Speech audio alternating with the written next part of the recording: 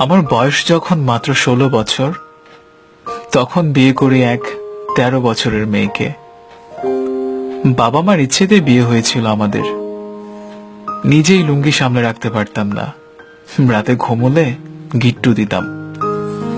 অথচ সেই আমি তখন চেষ্টা করতাম ছোট্ট বউটাকে শাড়ি পরিয়ে দিতে। নিজেই পেতাম না পকেট খরচের টাকা, অথচ বউয়ের জন্য আচার কিনতে হতো।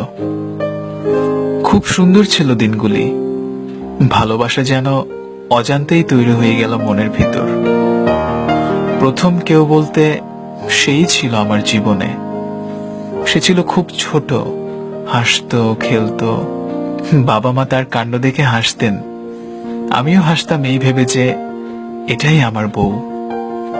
ছোট্ট মিষ্টি সোনা বউ। সারাদিন হই হুল্লোড়ে থেকে যখন রাতে সে বলতো মাথা ব্যথা করছে, মাথা টিপে দিতাম, পা দুটোও টিপে দিতাম। আমার বউ তো, আমিই তো তার সব।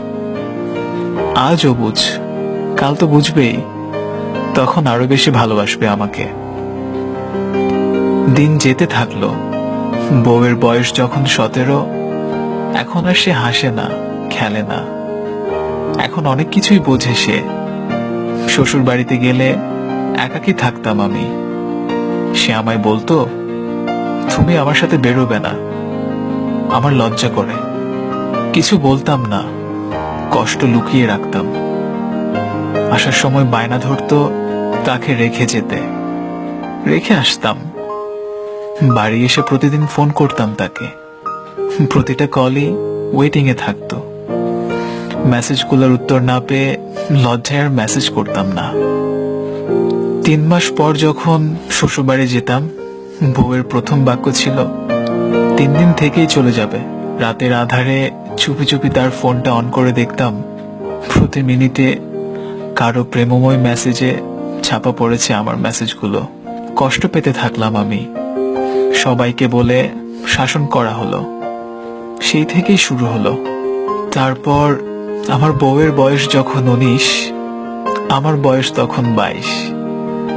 একটা মেয়ে এলো কোল জুড়ে। আনন্দের সীমা ছিল না আমার পরিবারের।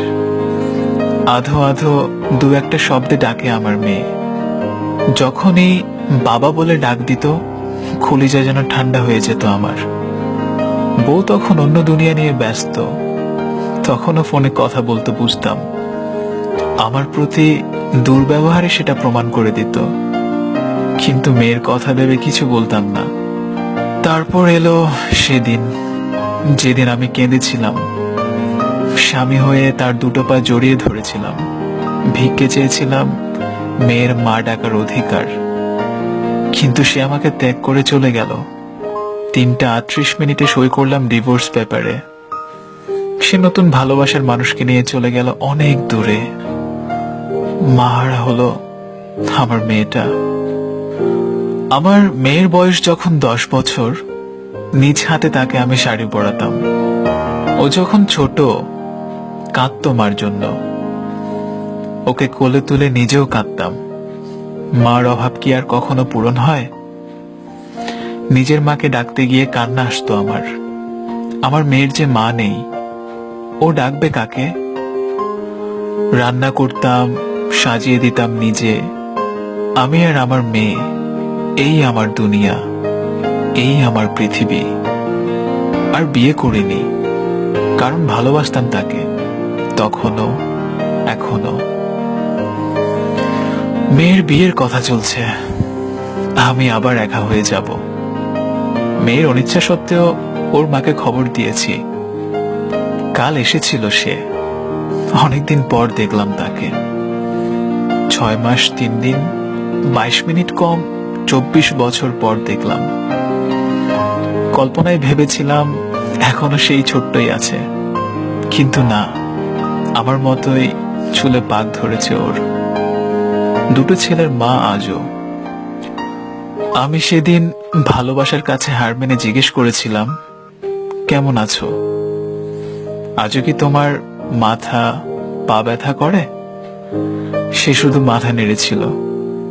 কি বুঝিয়েছে তা দেখতে পাইনি, কারণ চোখ দুটো তখন জলে ভেজা ছিল। তাছাড়া বয়স তো আর আগের মতো নেই, কিন্তু আমার মেয়ে দেখা করেনি ওর সাথে। পর্দার আড়াল থেকে একটা প্রশ্ন করেছিল আমার মেয়ে, আমার বাবার 24টা বছর ফিরিয়ে দিতে পারবেন কি? যদি না পারেন তাহলে আসবেন না কোনোদিন। আমার বাবাই আমার মা। আমি প্রাউড ফিল করি বাবা ডেকে। মা ডাকার কোনো ইচ্ছে নেই আমার। গল্পটা আপনাদের কেমন লেগেছে জানি না, তবে খুবই অন্যরকম একটা গল্প ছিল, কেমন যেন আলাদা। আচ্ছা, এরকম গল্প কি সত্যিই হয়? হয়তো বা হয়। সে যাই হোক, গল্পটি নিয়েছি চারু ডায়েরি থেকে। আর সবাই ভালো থাকেন, ভালো থাকুক আমাদের ভালোবাসার মানুষগুলো, কাছের মানুষগুলো, আমাদের হৃদয়ের মানুষগুলো।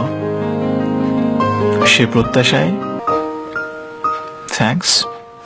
তারা ভালো থাকবেন।